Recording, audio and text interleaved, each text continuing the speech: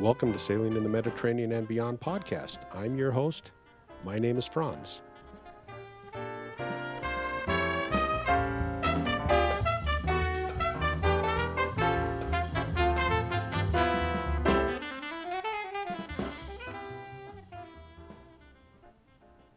Today I have the honor of speaking with Matthew Bracken, an author, a former U.S. Navy SEAL, and an interesting commentator on contemporary socio-political issues. Mac's perspective is shaped by his military background and extensive research, which has led him to write some very interesting and compelling books. His books include Enemies, Foreign and Domestic, published in 2003, Domestic Enemies, The Reconquista, published in 2006, Foreign Enemies and Traitors, published in 2009, and one of my favorites, Castigo Cay, published in 2011. And I'm currently reading The Red Cliffs of Zerhun, published in 2016. And he's also written a collection of essays and short fiction, which I do not have, published in 2019. And he has another book, which I have not read yet, called Doomsday Reef. And it was published in 2020. And I know he's actively writing on Substack and also probably writing a new book. Matt, thanks for joining me today on Skype. I've read a bunch of your books. I'm currently reading The Red Cliffs of Zerhun and haven't quite finished it yet, but I've listened to you on several podcasts, and we've done a couple quick emails back and forth, and it turns out you built your own boat. Tell me about it. Right. I built a steel sailboat in a field in Virginia in the early 90s, and I still have it. It's a 48-foot steel cutter, so I've been using that. That's like, you might notice my email handle, and here and there you'll see Steel Cutter 48. That's the boat. And is that name, what's the name of the boat? I'd really rather not say because it's, I'd kind of keep the location and specifics. Well, interestingly, when I did an AI search on you, it gave me the name of your boat. So I will take that out of the blog post because you can. There are so many of these websites now where you can essentially do what you had to pay detectives for even 15 or 20 years ago. Things like whitepages.com, and there's a dozen more, where you can literally find the address of anybody, their children, their ex-wife, and then use Google Street View and take a look at the front of the house. So I still try just to keep it a little bit low-key as to location and things like that. Makes sense. It makes sense. Now, what I want to talk to you today mostly is about your. Oops. There's my alarm for making sure I called you right there, so I will turn that off. So, what I want to talk to you today is, first of all, I want to talk about your sailing adventures, and then I want to get into your books, talk about your books. I've read most of them, but not all of them yet. And then some of your comments on, because I've listened to you quite often in interviews, and your thoughts on the world. Is that okay with you? Sure. All right. So when did you start sailing? Well, I was, I'm like, I guess towards the end of the baby boom. It's 1957. So I graduated from high school in 75 and college in 79. But even by the very early 70s, I had been sailing, things like sunfish at camp on the Chesapeake Bay. One of my aunts had a Columbia 26 little flush deck, a sloop that I would sail with her on the Chesapeake Bay. And I had a few opportunities to do some big ocean sailing in my high school and college years. One of my oldest sister, Mary, was a real adventurous.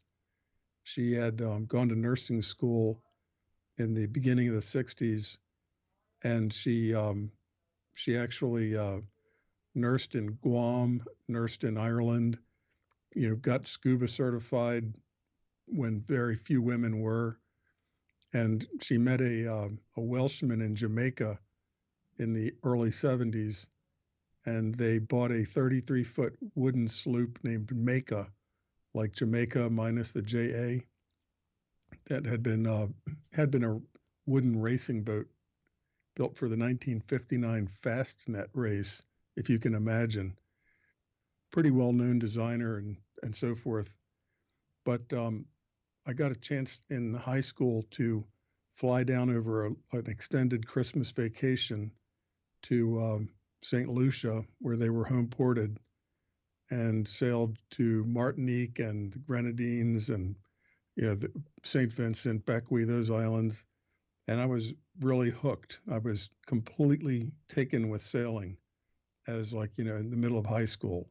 I was ready to just quit and just stay in the Caribbean because even then the cruising scene was pretty extensive. Even though there were no Beneteaus, there were no mass produced fiberglass boats that was just starting. There were some, but not many. Most of the big cruising boats were still wood. There were quite a few that were like homemade hard chine steel boats. A lot of ferro cement. People were making their own wind generators. People were adapting solar panels. Even then, they existed, even though they were bigger and heavier.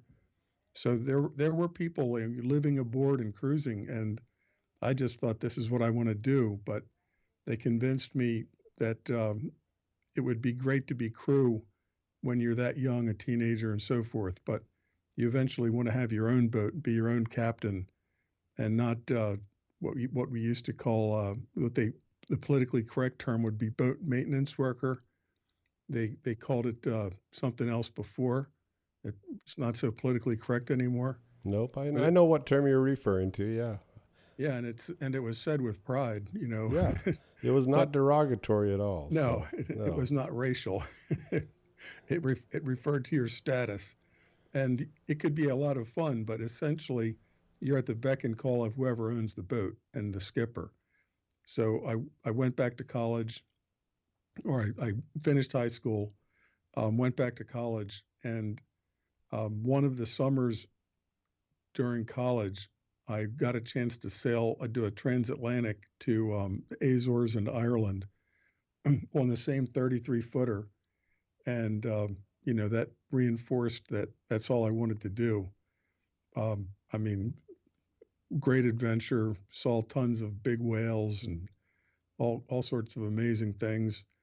Landfalled in Southwest Ireland. One of my books that you're reading now, Red Cliffs of Zerhoon, that actually begins. I just fictionalized the name of the port. It was actually a port called Crookhaven. There's also a Crosshaven, and I changed it to Crowhaven so I could just sort of adapt the port a little bit. But yeah, I was really hooked on sailing from an early age. My college notebooks, such as they were all full of my own sailboat designs, self-steering gear ideas, stuff like that. That I really just wanted to get through college. The Navy paid for college, so I owed the Navy time, and I became a SEAL by being fortunate enough to get into a BUDS class out of the University of Virginia. My first duty station after graduation in '79 was Coronado, California, and uh, went through the 6 months of BUDS there. Then I came back to the East Coast, and that's where I met my wife, my then and current wife, who was a Navy nurse. So I was a Navy SEAL, she was a Navy nurse, and I was still completely hooked on sailing. I was living on the land at the time, but we got married in '83, and then we moved when we were done our active duty. We moved to Fort Lauderdale, and we bought a 35-foot centerboard boat, a Bristol 35, 4-foot draft, perfect for the Bahamas and the Keys. And we lived on that in Fort Lauderdale. So I've basically been a boating, a boat. I wouldn't call it a bum, but just a guy that just, I love boat yards. I love the smell of epoxy and polyester rosin. And, I just, I know how to do most things on a diesel engine. I can troubleshoot propellers and rudders and sew up sails. And I've pulled my mast 3 or 4 times at least, in boat yards. I've had bad groundings. I've been in storms, been through the Panama Canal a couple times. My longest solo was I sailed from Panama to Hawaii to Guam by myself. That was with a Sailomat wind vane on a 48-foot sailboat, and it worked perfectly. And the only thing is you can't motor with it. You can't motor or motor sail with a wind vane only. And the wind vane pretty much occupied my entire um, nice big wide swim platform. And my goal was always to get an hydraulic autopilot underneath so that I could launch dinghies off of my aft deck, which I finally accomplished after we got back to Florida like 15 years ago. But yeah, the wind vane experience was great. I loved solo sailing or sailing with small crew, being offshore. Now I'm, quite a bit older, and my cruising range is more like East Coast Bahamas. Um, Hoping to get the boat underway shortly here. Of course, I've been writing books and doing other things, but I've still got the boat, and I still love sailing, and I still promote it for people that are kind of at loose ends if they're not sure. I mean, most people aren't like us exposed to sailing young, but a lot of people, if they had the chance, they might really take to it because it just offers a tremendous amount of freedom. I mean, it having no fixed address is very liberating, very liberating. Yeah, you got a different wind vane than I do. I motor when there's a strong wind and I'm going into the wind or across the wind and I'm not sailing. My wind vane will steer much better than it will steer better, and my auto helm is too weak to handle the wave conditions that throws at me. So my wind vane seems to work a little better than yours. And mine, I don't know if you're familiar with my boat, the Bristol Channel Cutter, the Lyle Hess designed Bristol Channel Cutter, Sure. but the wind vane on that pivots off the backstay, so it's always out of the way, and it's a neat wind vane. I should have had you join me. I had an opening in crew to sail from Puerto Rico up to Inagua this year. So it was me and one other person. If I'd known you before that, I would have invited you to join me. That would have been great. Inagua in the Bahamas, Yeah, mm-hmm. That was a like 5 day. Yeah, Matthew Town. Matthew Town. Yeah, yeah, I've been there. yeah. Yeah, it's not. It has a little teeny keyhole harbor. It does, and I tied up right to the wall in that. It was a very calm day. Otherwise, I would not have taken my boat into that tiny harbor, but it was dead calm. And Yeah, I went in there and cleared customs at the harbor master's office there. There were a couple Haitian boats tied up, pretty derelict looking boats that had come up from Haiti that were basically traders, sailboat yeah. traders. Yeah. Inagua is like the out islands, Yeah. and it's a huge. They were when I was there. They were doing a big salt mining where they have these gigantic tidal pools that they allow to evaporate. Mm-hmm. They let water in, then they close off these tidal pools, evaporate the water, and then literally like bulldoze the salt They are to make still sea there. salt. They are still there. It's Morton Salt Company. And when I pulled up to the harbor, there was a lady that came down, and she said, "Is there anything I can help you with?" I said, "Yeah, I need a SIM card." And so she arranged to get a SIM card, and I said, "I want to get something to eat." She said, "Well, let me call the restaurant up and see if they're open." So she gave us a ride to the restaurant, and I gave her a ride, and I was quizzing her while I was driving around, and it's the Morton Salt Company is the largest employer on the island still, so that's the best job you can get is to work for them.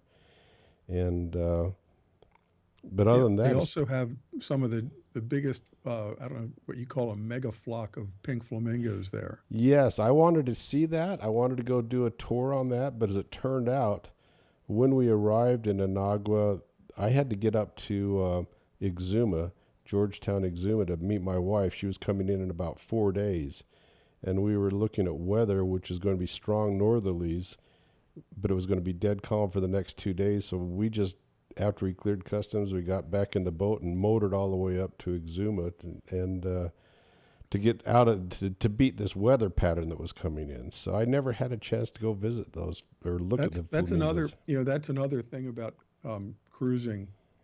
Nobody except maybe farmers is more in tune with the weather. Mm-hmm. I mean, if you ask a sailor, he'll tell you what time the moon is going to rise tonight and how big it's going to be, because it's a huge part of his life.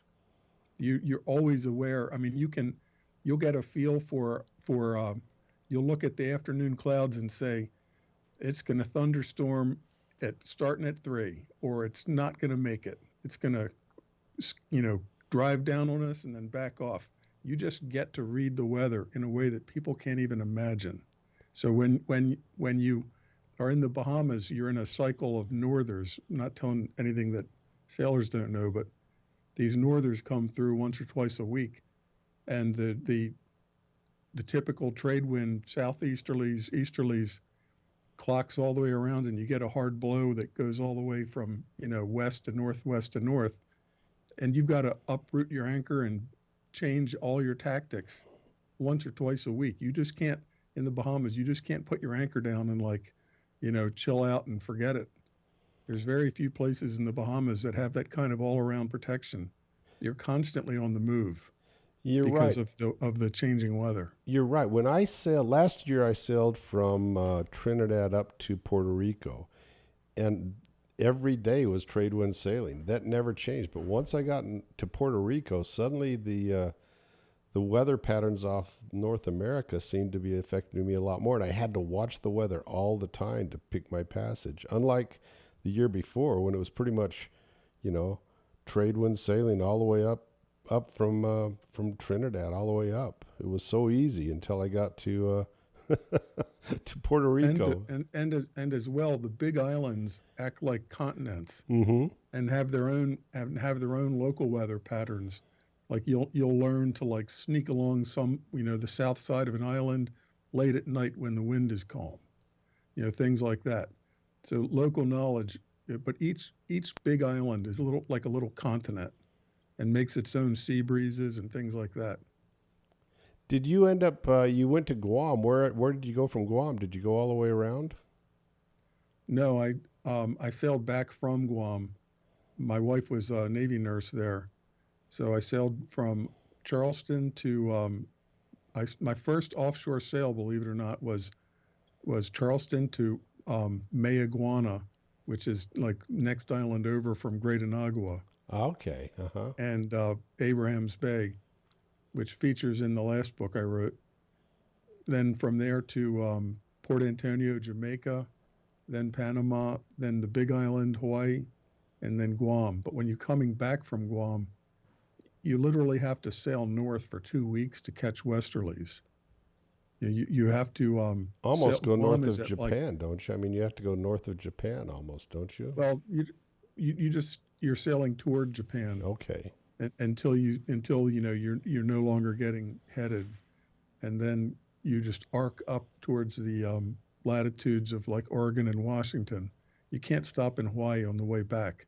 I always get a I always get a kick out of people saying that they're doing a transatlantic, or excuse me, a trans-Pacific Uh huh. when they're going from like California to Hawaii. Uh huh. And I'm just thinking that's a good start. That's like calling the Bermuda race the transatlantic. That you're like a good third of the way. And in fact, when you sail from Panama to Hawaii, by the time you get to the longitude of San Diego, you're halfway there because you're diverging from the coast of Central America for like weeks. You're aiming northwest, but when the Great Circle, the Central America is somewhere over there, a few hundred miles away. Mm-hmm. By the time you reach the longitude of San Diego, that's half the way to Hawaii. So it's a lot of Pacific between Panama and Hawaii is a lot of Pacific. And then you've got another I forget how many thousand miles to Guam, but it was all trade wind sailings. It was Hawaii to Guam was just like magnificent downwind sailing, and I would just have a pulled out jib and reefed main and just cruise. And my wind vane was just magnificent. My Sailomat, it just would get spoofed by motoring.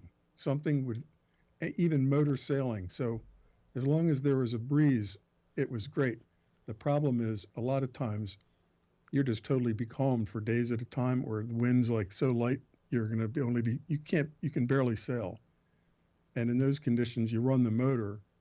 And I didn't have a electric or hydraulic autopilot, so I'd have to sit in the cockpit and tighten down the wheel nut, and you'd nod off, and you'd wake up and you'd be like steering 90 degrees the wrong way because it's just It turns into the wind. Yeah, the rounds up after a while. It's just yeah, it's just very fatiguing.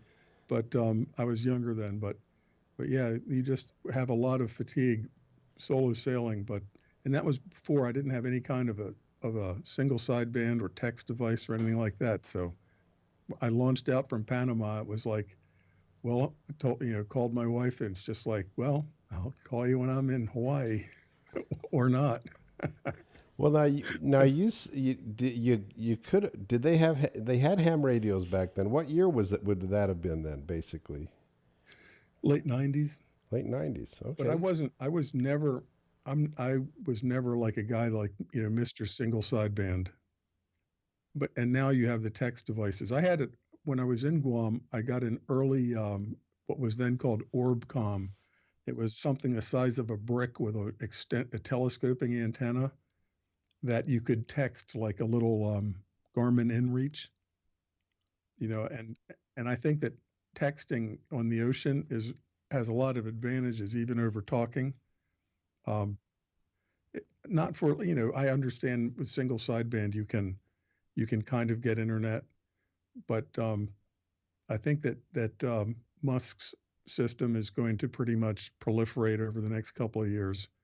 So I never took the plunge into single sideband. Yeah, I talked to quite a few sailors when I sailed from Spain down to well, eventually Cape Verde. I saw some boats in Cape Verde that had the Starlink on it, and they said, "Oh, it was great. We were just watching TV or the football games all the way Yeah, down. They were loving it." And I haven't. I'm not getting that because I'm not on my boat. I'm only on my boat usually 2 months a year, and of course I just put my boat up for sale, so I may oh not be back on it again. yeah. I just would. I used to have a program on a laptop. I have a single sideband receiver, so I can lurk, and I could download when they were doing weather facts. If you can imagine, back in the day, you'd wait for this thing to slowly on your laptop screen print out the you know an image of the weather facts, so you could at least have an idea of what's. I mean, I didn't have any weather routing, anything like that. When I did the transatlantic from Hampton, Virginia to Seville, Spain, in '97, and that's exactly what I used going across. I had my ham radio. I have my license, but for my weather, I would just do exactly what you're talking about, downloading weather facts to a computer. And I was able to, for communication though, I was able to bounce my signal. I was tuned to 20 meters, and I was able to bounce my signal in the Atlantic all the way to the Azores to a ham radio operator in Fort Wayne, Indiana, and then he'd let my wife know everything was okay until I Did you got to did the you did Azores. you stop in the Azores, or I did you go right to Spain I stopped in the Azores, in yeah, Horta? in Horta. Uh huh. Yep. Yeah, me too. When I was there in like 1976, Okay. everybody would paint the bollards and the seawall, and with the It's still being done. It's still being done. So yeah. Yeah. So you were that there in was '76. You must have been on a different boat then. no, that was the same 33-foot wood boat that I sailed in the Ah. Caribbean in like 73. Okay. In 76, I sailed that same 35 or 33-foot Maka little sloop, 10-foot beam sloop. Um, and in that wood boat, it's really kind of it's eerie when you're young. You just jump on a boat, you accept whatever. It had running backstays. It had wire halyards. It had no you had to do every tack was also running backstays, which were a lever on deck. Mm-hmm. You know, and the whole time that you're in waves in a wood boat like that, it's creaking Yeah, it because is. there's the 10,000 pieces of wood that are all screwed together are all like groaning and creaking the whole time. My steel boat doesn't do that at all. Really, you don't have noise down below when you're sailing on your boat at all? No, the only noise down below is um, if we catch a wave just right where it makes like a air pocket under my transom, and then the stern comes down on that air pocket. Where Uh-huh. Yeah. it Yeah. can make like a big boom, Okay. but it's solid. It's not like you're worried about something breaking. But when I was on that 33-foot wooden boat, and commonly we're out in waves that are just 4 feet, 6 feet, 8 feet. Once during broad daylight, we passed in a wave, so we're kind of parallel to waves. So Mm-hmm. sometimes the face of the wave you're just running parallel to it, Mm-hmm. and we passed a lash up of junk that had probably fallen off a ship, like 55-gallon drums and angle iron, like a whole pile of junk. And if you'd hit that at night, you would have been in trouble. If we had hit it in the daytime, if we'd been 10 feet over, remember we're on a wind vane, Yeah. Okay. and we passed this thing 15 or 20 miles abeam, and it's like, holy smokes, that would have just totally busted this boat to kindling wood. That's the problem you've got nowadays. Well, anytime, but you're always running the risk that you're going to hit a container or a bunch of junk like that, especially at night, because you're not going to see it before you get to it. And you honestly, you probably won't see it in the daytime. And a few times in the Pacific, I saw things that turned out to be like lost fishing floats, because you'd see like a flag that was up on a 10-foot high pole. And I always felt obligated to go out of my way and check it out in case it was somebody in a raft. You can't just casually go, it's an orange flag over there. you know, Probably a fishing float. It might be some poor guy in a raft. When I when I left Panama sailing to Hawaii, it was, I forget, the El Nino, La Nina. It was just becalmed. I just had to motor for like a week straight, essentially. Which I couldn't do with the wind vane, so I had to like lock the wheel. And I mean, every time I could sail, I would sail, even if I'm only making like 3 knots. That's when you learn an expression that some people use. You have to make wind. You have to get your boat pointed in the right direction, heeled over somehow, so that the sails will hang, and and then whatever little true wind there is, if you start slowly getting moving, and now you've got apparent wind, and that's called making your own wind. So I was doing that for like 2 weeks, either motoring or like total doldrum sailing, and it didn't rain a drop. It didn't there was no dew on the deck, hardly any clouds. And I thought, if something happened and you were in a life raft out here, you're going to die of thirst, because you're off shipping lanes. Nobody's going to see you. Nobody's going to um, necessarily come out of their way to spot you.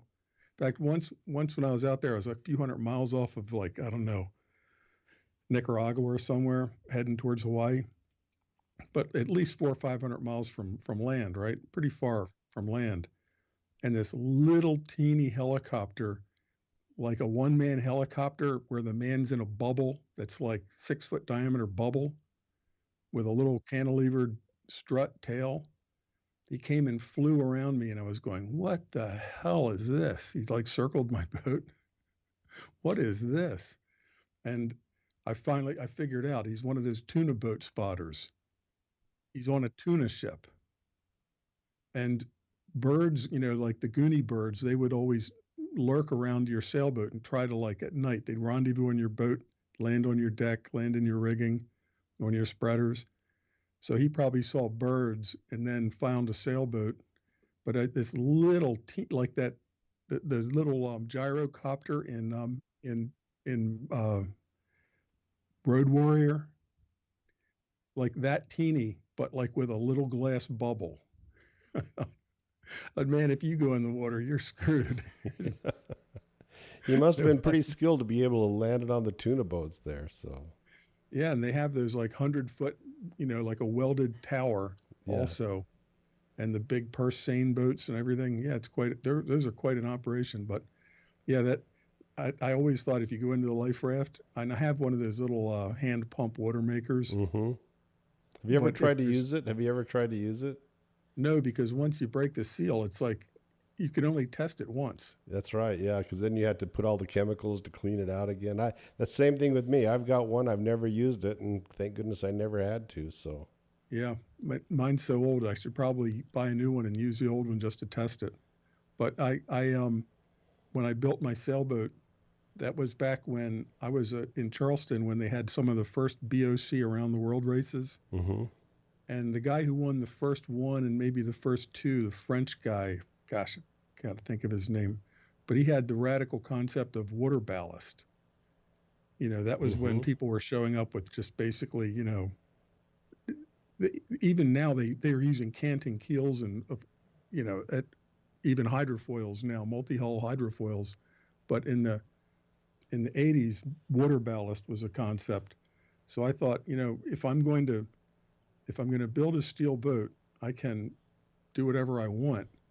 So I put in like between frames, I just the outer part of these water tanks are the hull, Mm-hmm. and right under the pilot house deck is like the top of the water tank, and then the water tanks are like 6 feet apart. But I have 400 gallons on each side. So when I am at the dock, if I filled one full and the other is empty, You just then the tack and boat it yields would can. automatically flow to the other side then, huh?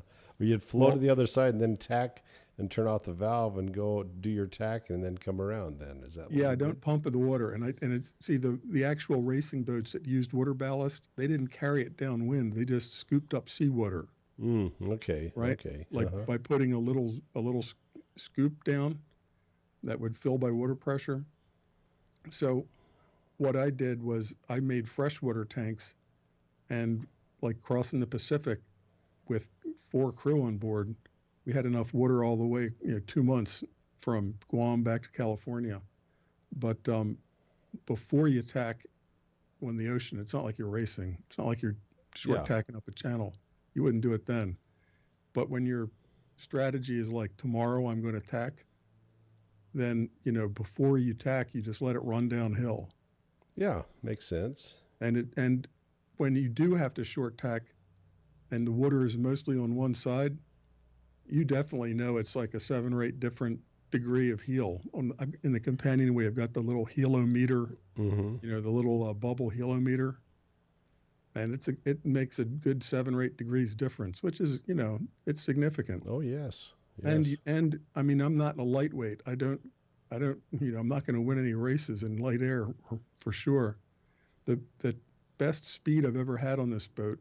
It's pretty beamy, wide transom. The best speed I've had on it is like broad reaching and 25 knots. I've had the boat over 10 knots, but that's rare. And that's like with crew and everybody's, high fiving. But honestly, if you make 120, 130, 140 miles a day, I think you're doing good on a big, heavy steel boat.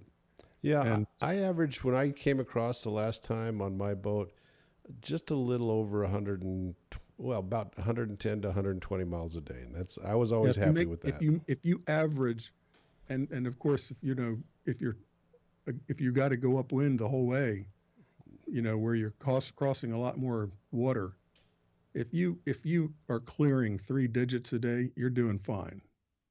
Because sometimes, stuff happens and you just, the weather gods are on the nose, and you don't have sometimes you can't just motor into it either.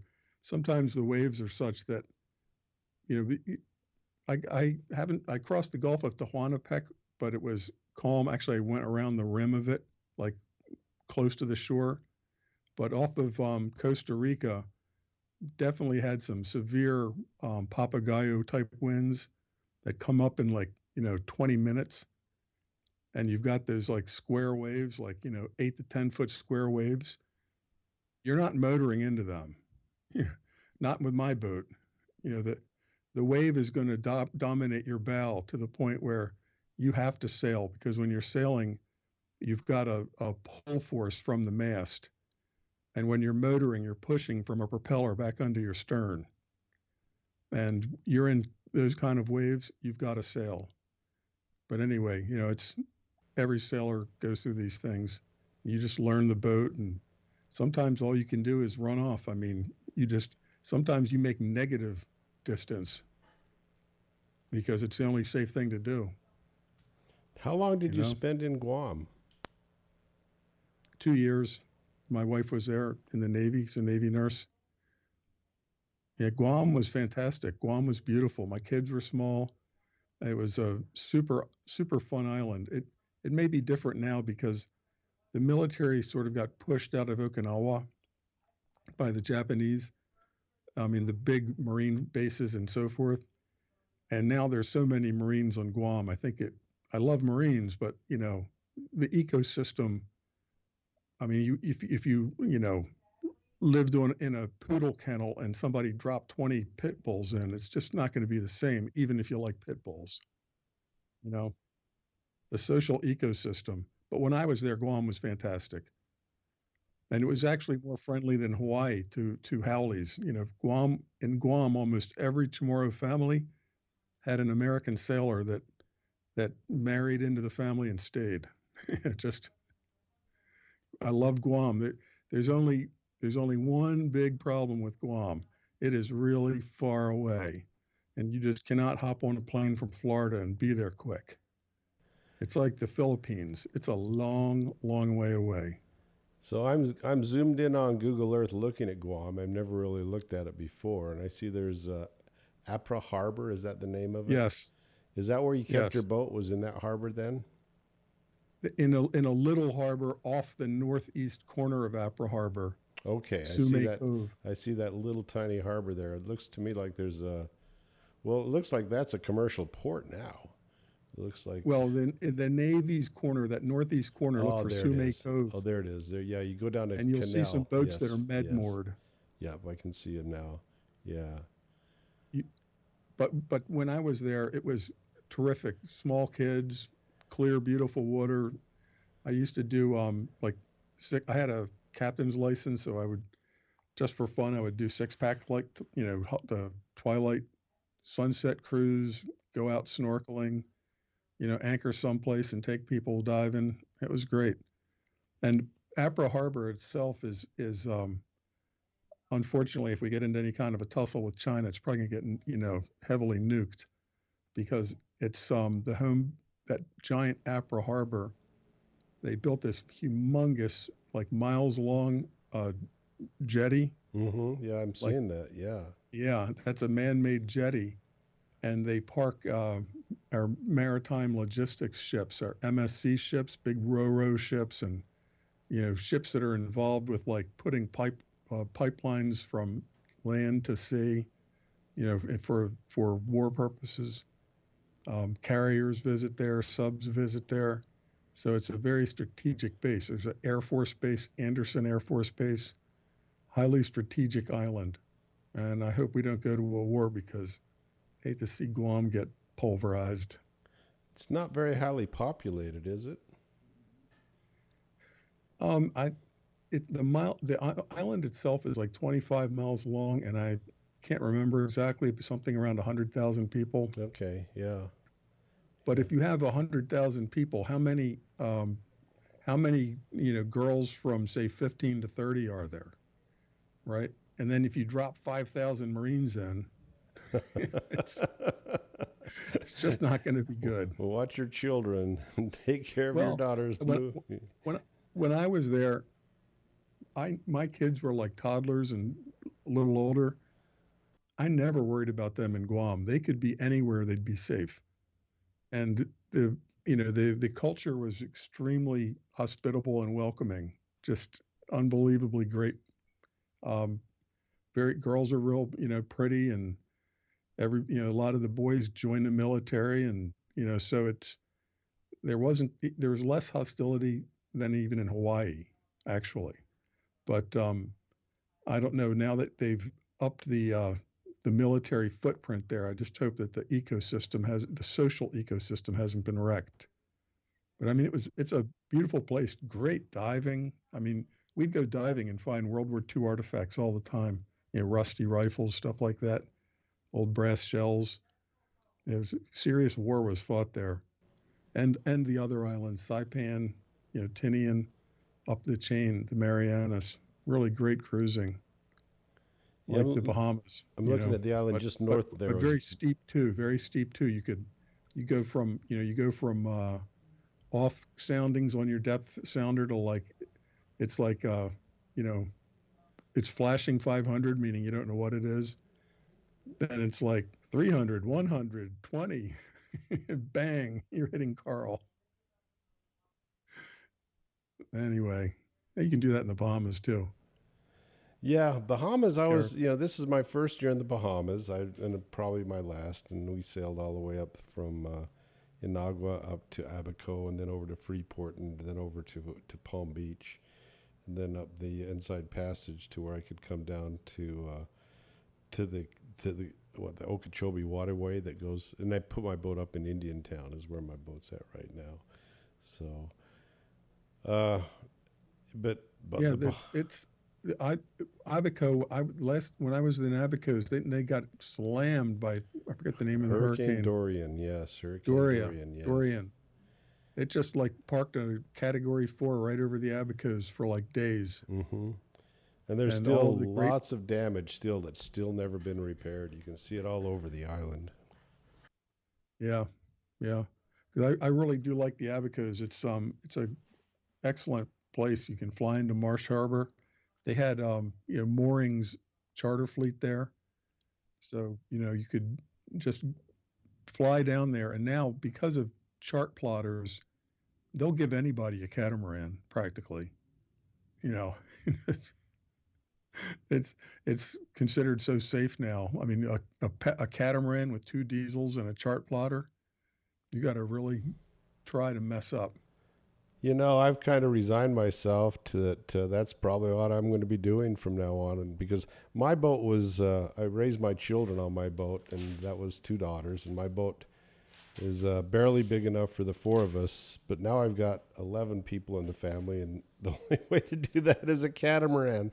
I hate to admit it, but I think we're going to have to charter a catamaran to go sailing with as a family anymore.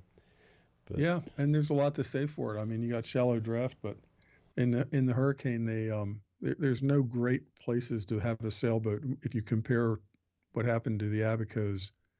Catamarans went ashore, multi hulls, monohulls, at moorings failed. It was just complete sailboat Armageddon. Even in places like Man o' War Key, that supposedly hurricane holes, and nothing's going to survive hours and hours of over 100-mile-an-hour winds. well, and the wind surge kicking it up, 8, 9, 10 feet. I know in Freeport they closed down these huge hotels. I said, "How big did the hurricane run the water up?" And they said up to the top of to the bottom of the second floor, and that water was covering the island. So it was, yeah, the storm surge on these huge hurricanes. I look at that and I say, how can you ever justify rebuilding? Because you don't know when it's going to happen again, and it will happen again. Yeah, maybe not for decades. Yeah. I'm kind of landlocked here in Northeast Florida, land dwelling, but I really think that the guys that, obviously, if you can do an Atlantic Circle or a 2-year Atlantic Circle with a year in the Med, that would be fantastic. Obviously, circumnavigating, my hat's off to anybody that's done it. But the cruisers that I think really have got it figured out spend the winter in the Bahamas, Caribbean, and the summers in New England. You And know, there's a lot of people doing that. I read from Castigo Cay, you talked about Georgetown in the beginning of that book, and I didn't realize what you were talking about till I got there and saw the 317 boats that were anchored there, and most of them, or I shouldn't say most of them, but I'd say good 50% are never going anywhere out of there for the entire season until they get kicked out and have to go somewhere else. But that's where they live for the entire winter down there. Yeah, and if and I would recommend I wrote something. I'll probably put it on Substack. I'm recycling a lot of my old articles and things onto my Substack. Mm-hmm. Um, Yeah, I saw the but I one you wrote wrote some today about the killer whales are basically right, a hazard nowadays. You're going to have to live with it. especially if you have especially if you have a spade rudder, Mm-hmm. is the orcas obviously we know are very smart. There's different like tribes of orcas that do different hunting techniques, and there are some orcas that appear to be like Renaissance man polymath orcas that like do lots of different hunting techniques, but they're clearly capable of learning. Like I saw a documentary on how only recently scientists have figured out that you can put a shark or a stingray to sleep by flipping it over. It puts it into like a coma. And then I saw a documentary on the orcas off of San Francisco, the Farallon Islands. They attack the orcas attack killer or excuse me great white sharks by attacking the orca attacks them while swimming upside down, bites the great white, and then the orca flips upright, which puts the great white shark upside down into a coma. And then the other orcas attack its fins. And I saw a thing on orcas attacking gray whales like in Baja, the Sea of Cortez, and off of California. So when the gray whales have their babies, um, the orcas would try to go after like a mother with a calf, and they attack the fins. Right? If if you disable the fin of a whale, whales that have significant forward fins or they're flukes, then they're crippled. They're just going to swim in So circles all the time. Then, pretty much. where you just can't, yeah, you can't really maneuver. Yeah. So it's sort of like taking out the rudder on the Bismarck, when that sink the Bismarck thing. So the in the picture, it's Pete Swanson's Loose Cannon Substack. I read that. I love that Substack. It's like all cruising issues, called Loose Cannon. But there's actually a picture of the orca like head butting a spade rudder. I Yeah, don't I know how. saw that. You showed that in your Substack too. Yeah, I and saw they that. and they seem to like go after the spade rudder, just knowing that that's like maximum damage for the least trouble.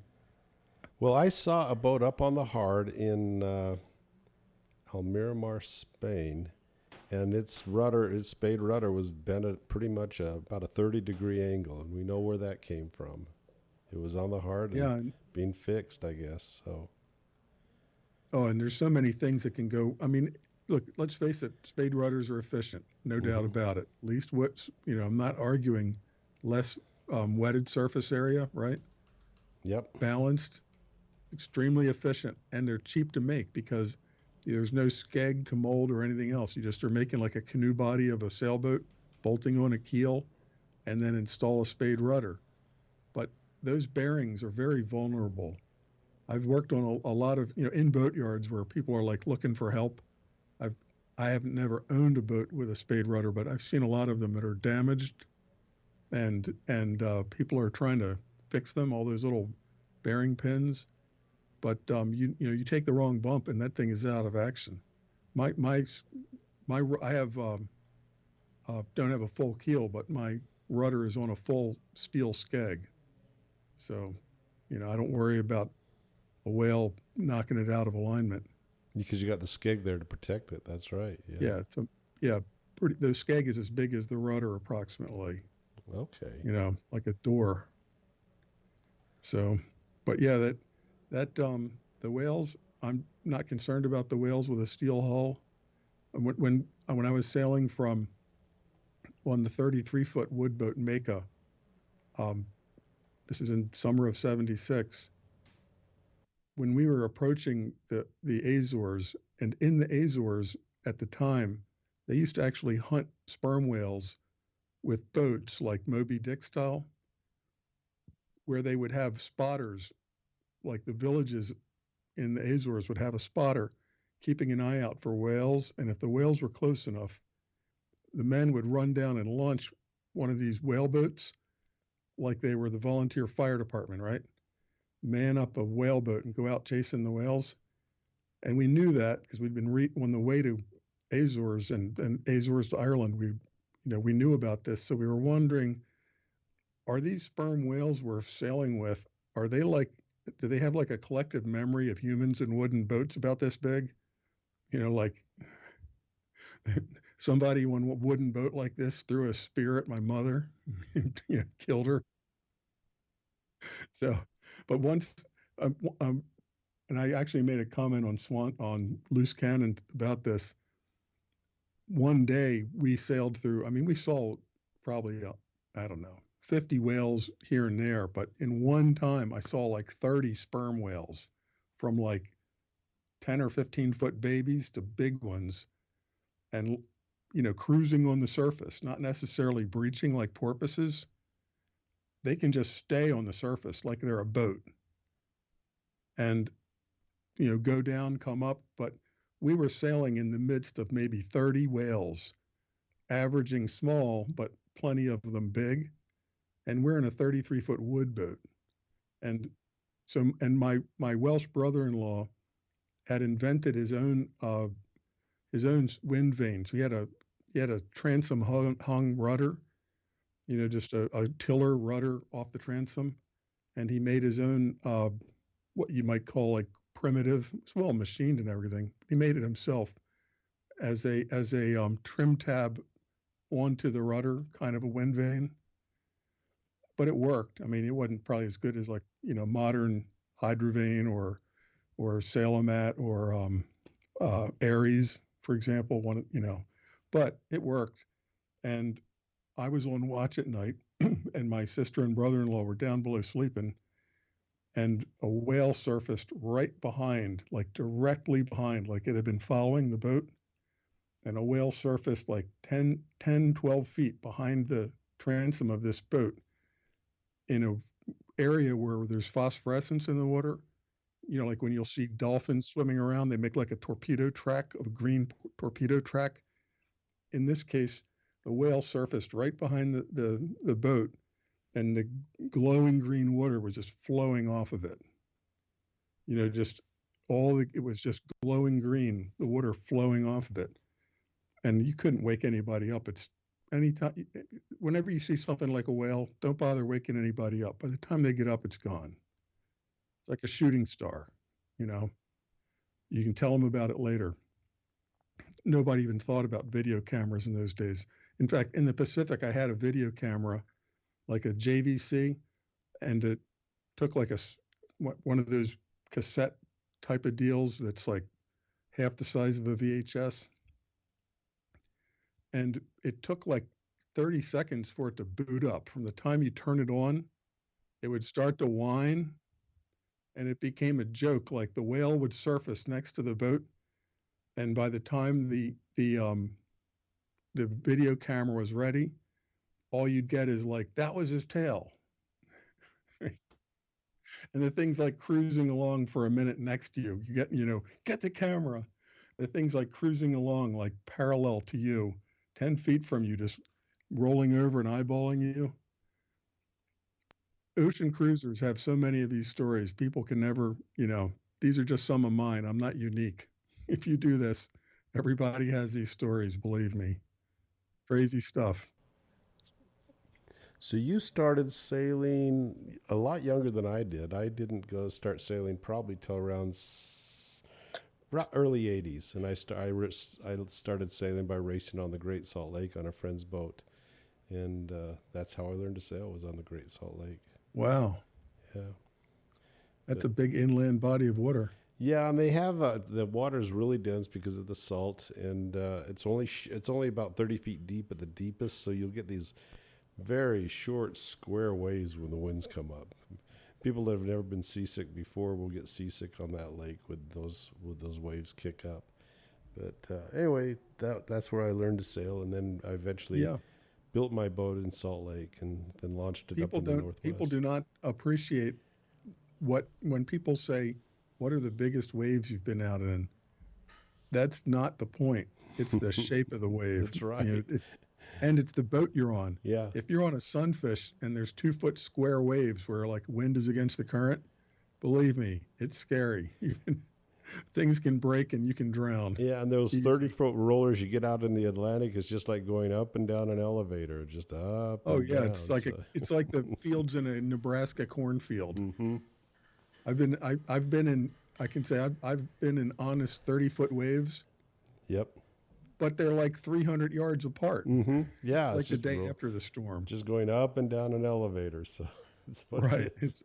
You can even have 30-foot waves that are glassy, Yeah. you know, Hmm. where there's absolutely not even ripples on these 30-foot waves. They're like the softest hills, and you can be in 6 to 8 foot waves that are threatening your boat with destruction Yes. because they're like barn doors coming at you, Yeah.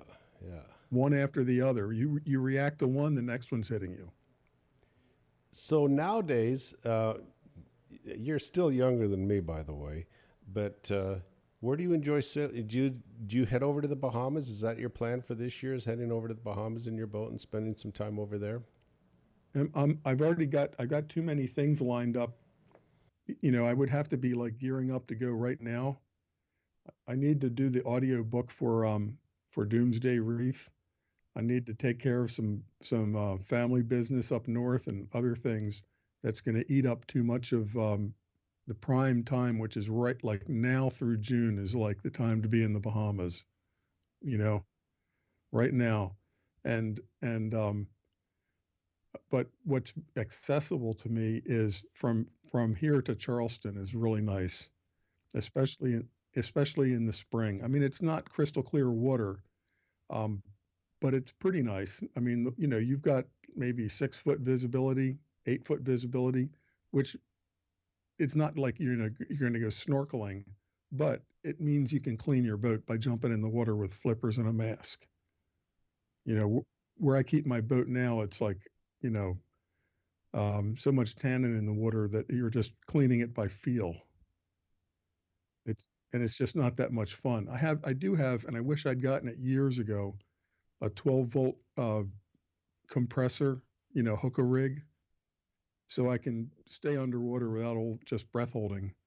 But yeah, for me going out of Northeast Florida, all of the intercoastal and many inlets between here and Charleston is really excellent in the spring. Temperatures are nice. There's no bugs yet. It's nice sleeping weather. Um, the really rough weather, the northers are pretty much petering out, and it's good anchor holding. Everywhere I go, it's like you're anchoring in super good holding. Okay. Okay. Yeah. I was considering leaving my boat in St. Mary's Boatyard just across the border from Jacksonville, but my boat broker suggested Indiantown, and so that's how I ended up down there. But let's talk about because we've been going on almost an hour now. But let's talk about your journey to becoming a writer as opposed to Navy SEAL. Well, when at for a time, my wife and I were both lieutenants in the Navy, and I was essentially paying for college. I went to ROTC at the University of Virginia, and I just thought that SEALs would be the most fun way to spend those 4 or 5 years of obligated service. It was 4 years, but it's never going to turn out even because you might want to like go on a deployment. It's not like you're counting down, but it's 4+ years of active duty. Then we were in the reserves. But my wife, as a Navy nurse, she really enjoyed nursing in the military more so than as a civilian because in the civilian world, doctors are like high and exalted compared to nurses. And it's a unique thing about military nursing. You're a nurse and he's a doctor, but you might be a lieutenant commander and he might be a lieutenant. So it's a very different power structure between nurses and doctors in the military because a nurse may outrank a doctor. Now she can't write prescriptions and she won't do surgery, right? But the respect that they have to have in terms of collaboration on ideas, things like that, is much greater. In the civilian world, the doctors have like their own parking lot right near the hospital. The nurses are just out there with the x-ray technicians fighting for a parking space, so to speak. So my wife really enjoyed military nursing. We both got out during the 80s, and that's when we did a lot of our Bahamas and, you know, that type of cruising on our 35-foot Bristol. But we decided to get a bigger boat. We decided we'd have kids, get a bigger boat, and I'd make it, which we did in Virginia. So Ellie went back on active duty, and I built the boat. So then she ended up finishing out the her 20 as an active duty Navy nurse after some broken service when we were in our 20s, sailing in the Bahamas, all that good times. And I built the boat, and we've still got it. So I was in the fortunate position of having a wife when, like, when one of our first dates, I said, ironic now because I'm in a house, but at the time I said, we're really hitting it off. But if you're like thinking about picket fences and lawns and garages, I'm the wrong guy because I'm just going to be a sailboat guy. And she was like, that sounds good. Let's do it. So I was really lucky. And we like still bicycle together. We rode today. We're still fortunate and healthy, very happily healthy because we know a lot of people younger than us that have passed away or are infirm. So we're really fortunate that way. But I always, Ellie always wanted to know how to do everything on the boat, including steering and docking. I mean, we always saw this pattern, frequently see this pattern where, the burly husband's in the cockpit yelling at the wife on the bow who's like dealing with the anchor. Yep. Yes. Because he's the only one competent to control the boat. And so like, the 100-pound wife is like the line handler and anchor detail. So I was always, and this includes like with my kids, they've got to handle the boat. If I fall overboard, if I'm injured, they have to know how to handle the boat, including, docking. And it's a steel boat. So look, if you wreck a piling, you scrape some paint off the side of my tow rail is a 2-inch pipe. So it's a 2-inch diameter Schedule 80 steel pipe, goes from bow to stern on both sides. And the deck comes into that like at the midpoint, and the hull comes up to it at the midpoint. So there's basically like 3/4 of a pipe that forms the water gutter. There's a welded tow rail above that, but the water course is that pipe, and that sticks out an inch for hitting things like pilings, which I've done plenty of times. But it's a paint job, it's a paintbrush repair. And my paint does look a little bit. I've got some serious dings that I just paint over, but what can you do? I can't go out there with filler for everything until I get back in a boatyard. All the scrapes and dings, you can tell it's paint, but it's the right color, but you can tell where things were gouged out. But below it, it's just steel. So. When did you And start writing? when we were after Guam in San Diego, I wanted to be a writer, and I I wrote Enemies Foreign and Domestic, which takes place in Virginia Tidewater area, but I knew the area very well. I wrote that while I was actually in San Diego, and but that was even before you had Google Images and Street View and things like that. but I knew the area real well to write about it. And I just had the idea of this, of that first trilogy, Enemies, Foreign and Domestic trilogy. And then I wanted to go in a different path after that and not just keep writing additions to that. And so Castigo Key is the first. It's it's a set on a sailboat novel series, and the plot hook is that the young guy has a 60-foot hard chine steel schooner, one of these real ugly monstrosities with a square pilot house way in the back, but room for cargo in between the masts. And he kind of inherited it by working on it in a boatyard with his uncle, who was like really had bitten off too much of a project, was too old for the work. Then the uncle falls off a scaffold, and so the guy in his young 20s inherits a 60-foot schooner, but because of the way the country is being run, he has to stay out of the country, or he'll be unable to pay his back taxes, and the boat would be seized as his only asset. So the plot hook is that he has to stay outside of the U.S. where he doesn't have a work permit, so he has to come up with money, using his wits.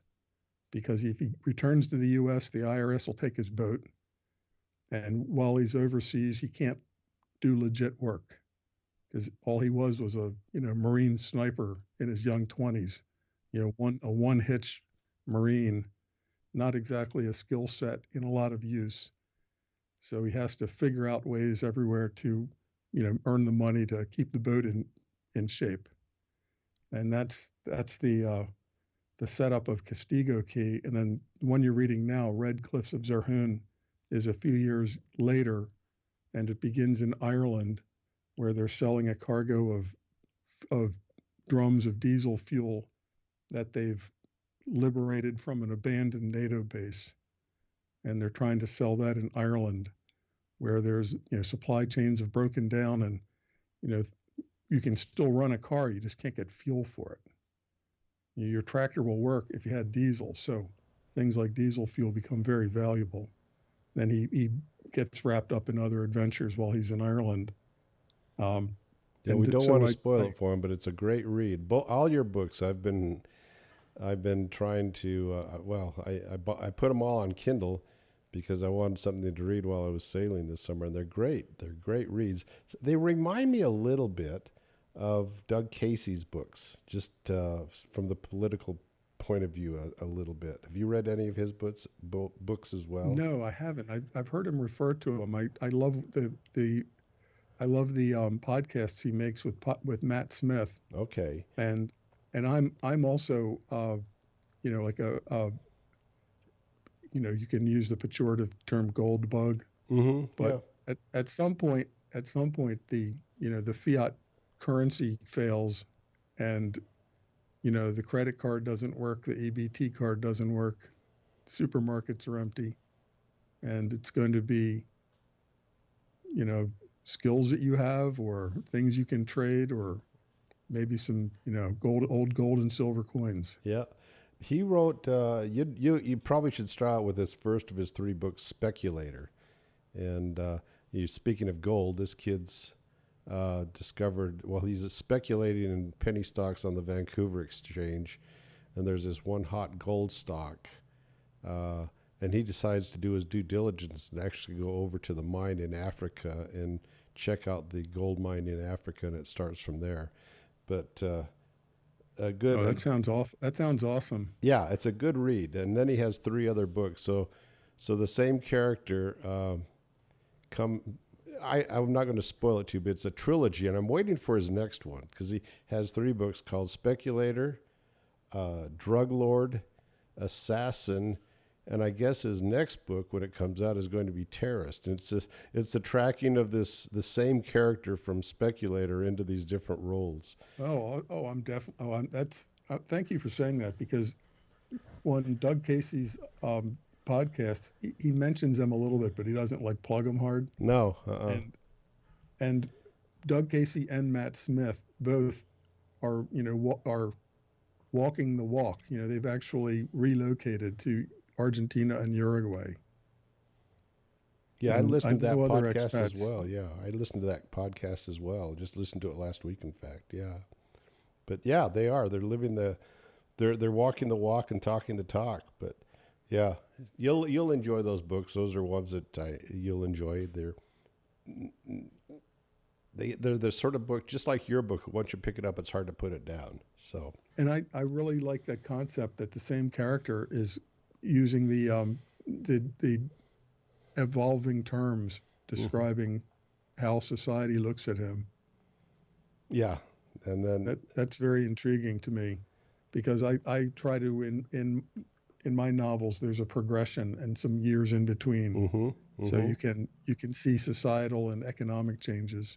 In Castigo Key, which is set like in Florida and the Bahamas, there's still an electric grid, but it's like a smart grid, and they'll turn the power off and turn the water off, and you essentially have rationing by shortage.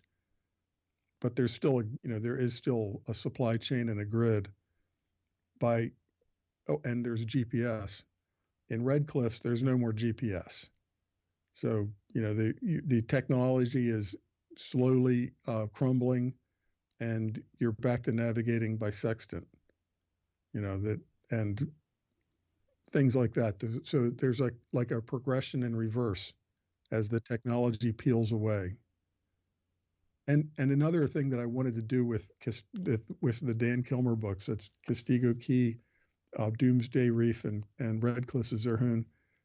I wanted to do this like dystopian fiction, but not set in the USA, because it's so many books are just that. The power goes out and I'm stuck at the mall and I've got to go 500 miles home. There's like 100 books like that. So I wanted to do, you know, dystopian fiction, future fiction, but outside of the USA. Somebody who's still able to move between places so that the reader can get a view of how things are working in different places, because it won't be the same everywhere. The outcomes are going to be very different. Some places will be much better off than others. Do you live in the city, or are you out in the country yourself? Just suburbia, Okay, Northeast Florida suburbia. okay, okay. So I've got on the show notes, I've got your website, enemiesforeignanddomestic.com. Then I've got a link to the Amazon author page. And then Right, also I've got a link to your Substack page, steelcutter.substack.com. Is there anywhere else? And right. also a Gab profile. And I just looked at your Gab profile before I I talked to you today, and I thought I got to go back and look at that because you've got a lot of interviews and other information on your Gab profile. So I think that'll be interesting to go check that Yeah, out. I go on Mike Ferris's podcast called Coffee and a Mike has been Mm-hmm. really making great headway in the last year or two. I go on that fairly frequently. And I go on podcasts when I'm asked. I don't seek it. It's if people ask me, I'll do it. Well, I But I'm not. subscribed to your Substack newsletter, and then I responded to one of your newsletters, and I didn't think you'd ever get back to me, but you did. You got back to me and said, "Sure, let's do it. Let's do an interview." And so I'm glad you responded. I appreciate it. Yeah, I have to be better about looking at comments and things like that. And I still don't really understand how to work the various Substack chat features. Sometimes I stumble them into them by accident, and I find out that like people have been asking me things from 3 weeks ago, and I don't know how you do it. I'm not up on all of the notifications. Sometimes I'm a little bit gun shy about notifications because the next thing you know, your inbox is like pinging away with notifications. Yeah.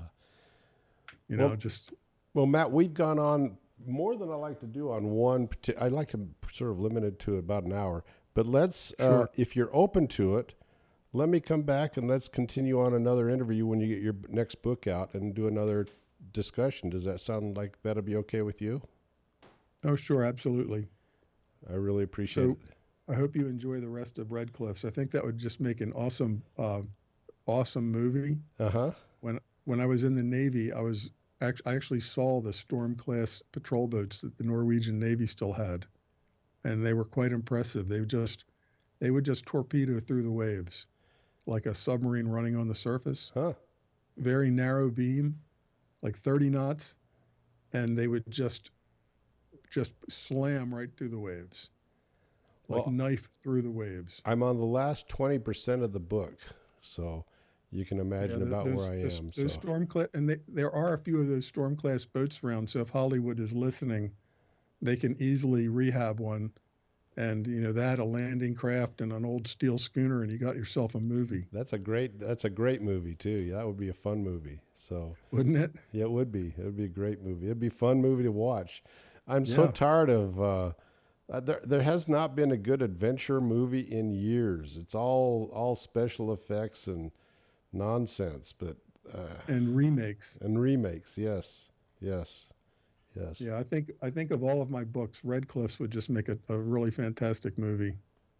I agree. I agree. But I still like Castigo K a lot. That one was, for me as a sailor, I enjoyed that one probably as much as any of them. So, Yeah, yeah, all right, yeah. Matt. It's fun. All right, Matt. Thanks a lot. Let's Thank call it you. an interview. I'm gonna turn off the recorder and we'll have a little discussion after that. Okay. Sure. Okay.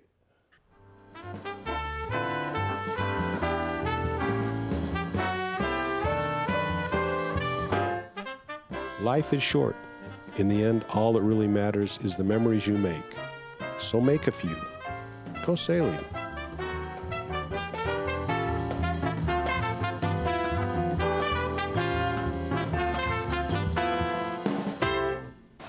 Joel, you want to know something?